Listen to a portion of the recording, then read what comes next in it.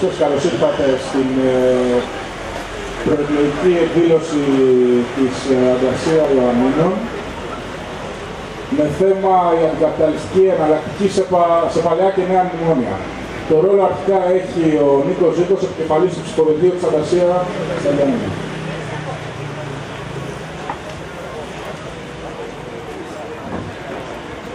Εργαζόμενοι, εργαζόμενες, νέοι και νέες, φίλες και φίλοι, σύντροφοι και συντρόφισσες.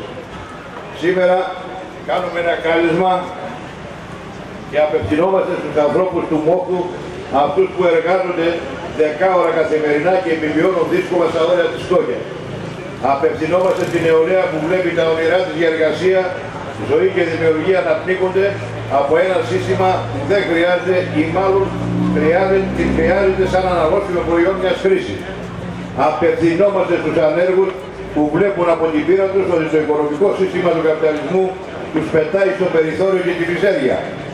Απευθυνόμαστε στην μαχόμενη διανόηση που δεν έχει εξαγοραστεί, δεν έχει υποταχθεί και στρατεύεται με την εργατική τάξη, την τάξη του μέλλοντος, την τάξη που δημιουργεί τον πλούτο της κοινωνίας.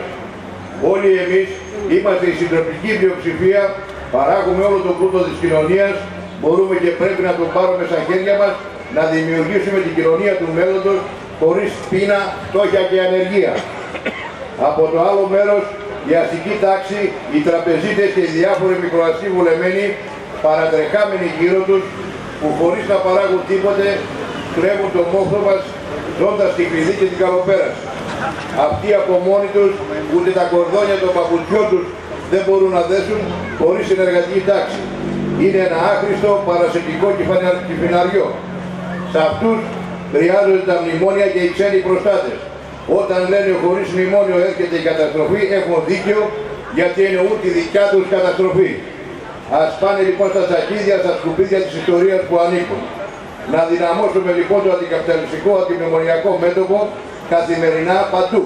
Στη δουλειά, στα σωματεία, στον δρόμο, στην κάλπη, ενισχύοντας την ανταρσία. Κάνουμε ιδιαίτερο κάλεσμα στα πρωτοπόρα στοιχεία της εργατικής τάξης και της νεολαίας.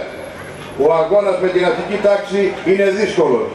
Δεν πρόκειται να αφήσει τα προνόμια της χωρίς αντίσταση. Καλούμε τα πρωτοπόρα στοιχεία αυτά λοιπόν να ενταχθούν ενεργά στον αντικαπιταλιστικό μέτωπο, να δυναμώσουν το στρατηγείο των αγώνων και των εξεγέρσεων που έρχονται, να ενταχθούν στην ανταρσία. Το ψηφοδέλτιο του νομού Γιαννίνων είναι το παρακάτω. Ζήκος Νίκος του Αποστόλου Περιφερειακός Σύμβουλος Υπήρου με την αριστερή παρέμβαση στην Ήπειρο. Αρχηρός Δημήτρης, εργαζόμενος στην Χαρτοβουλγανία Αυδοδόνη. Αντιπρόσωπος συνελεύσεως του Εργατικού Κέντρου Ιωαννίνων, οργανωτικός γραμματέας του Σωματείου Αναπήρων Νομού Ιωαννίνων. Γενικός γραμματέας της ΑΣ Πύρος ΑΜΕΑ. Ηλίας Νίκος του Κωνσταντίνου, γραμματέας του Σωματείου Μετάλλου.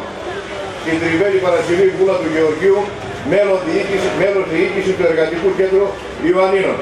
Πακόλας Δημήτριος του Γεωργίου Γεωπόνος, Ταμεία Σωματείου Γεωπόνων και Ιδιωτικών Υπαλλήλων Υπήρου Κέρκυρας και Λευκάδας. Καριαγιαννάκου Ηλιανή του Τριανταφύλου, άνεργη εκπαιδευτικός. Πασιάς Χρήστος του Παναγιώτη, πρόεδρος του Σωματείου Πράκτικα. Τώρα το λόγο έχουν από τους κεντρικούς ομιλητές, πρώτα η Αργυρή και μετά ο σύντροφος του Βαγγέλης. Βασικά, αρχικά θα κάνει ένα χαιρετισμό ο Δημήτρης Αργυρός, ο οποίος επίσης συμμετέχει στο ψηφοδέλτιο της Αντρασίας.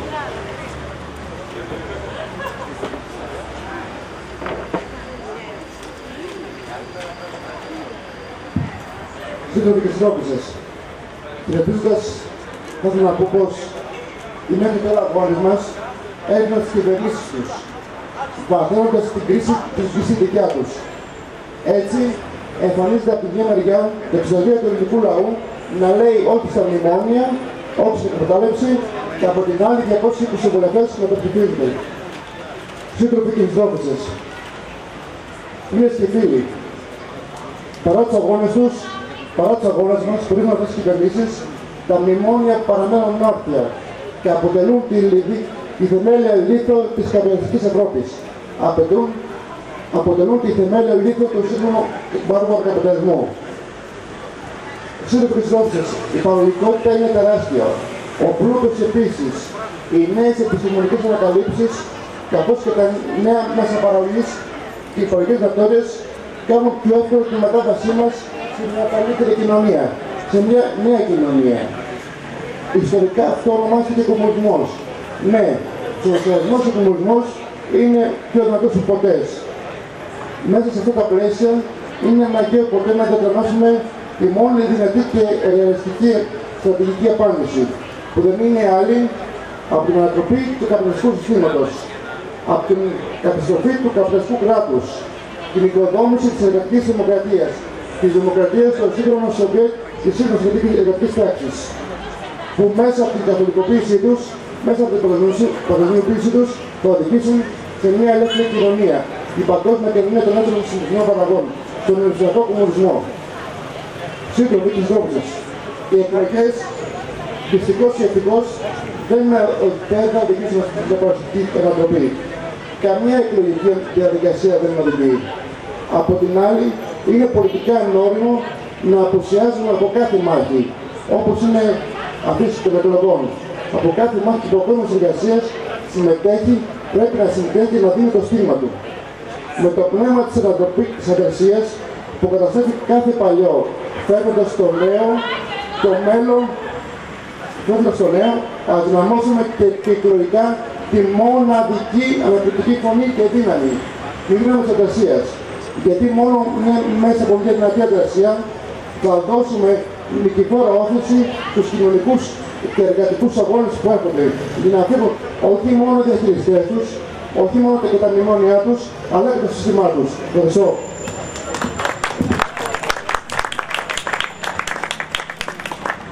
Ευχαριστούμε τον σύντροφο. Το λόγο έχει η Αργυρίδα Τοκλήτου, μέλος της Κεντρικής Συντονιστικής Επιτροπής Εργασίας. Συντρόφισσες και σύντροφοι, θέλω να χαιρετήσω.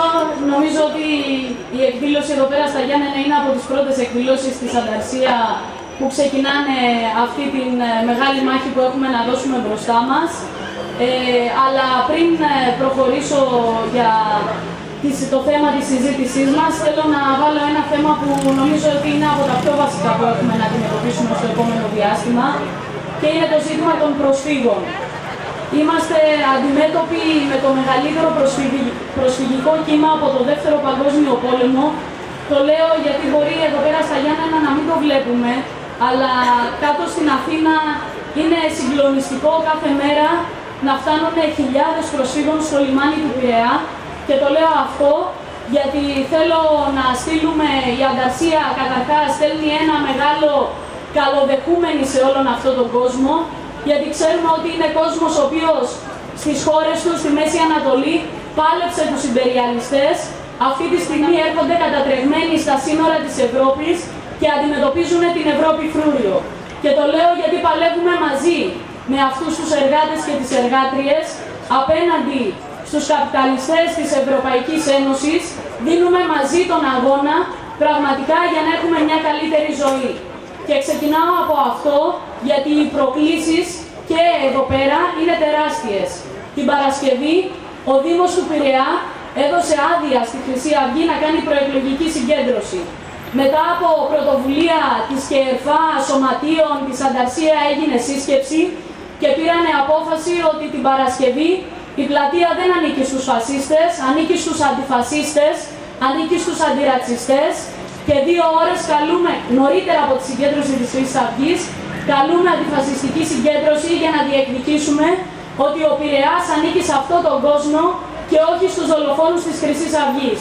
Ξεκινάω από αυτό γιατί θέλω να συνεχίσω ότι αυτή η προεκλογική μάχη δεν είναι απλή προεκλογική μάχη. Είναι μια προεκλογική μάχη που τα έχει όλα. Έχει και τη μάχη απέναντι στο τι σημαίνει η Ευρώπη του ρατσισμού, έχει και τη μάχη του τι σημαίνει η Ευρώπη των μνημονίων, η Ευρώπη της λιτότητας, η Ευρώπη του καπιταλισμού. Και σε αυτές τις μάχες, συντρόφισσες και σύντροφοι, φίλες και φίλοι, η Ανταρσία μπορεί να ανταποκριθεί με τον καλύτερο τρόπο, συσπυρώνοντας πραγματικά τα πιο πρωτοπόρα, τα πιο μαχητικά κομμάτια γύρω της για να δώσουμε αποτελεσματικά αυτές τις μάχες.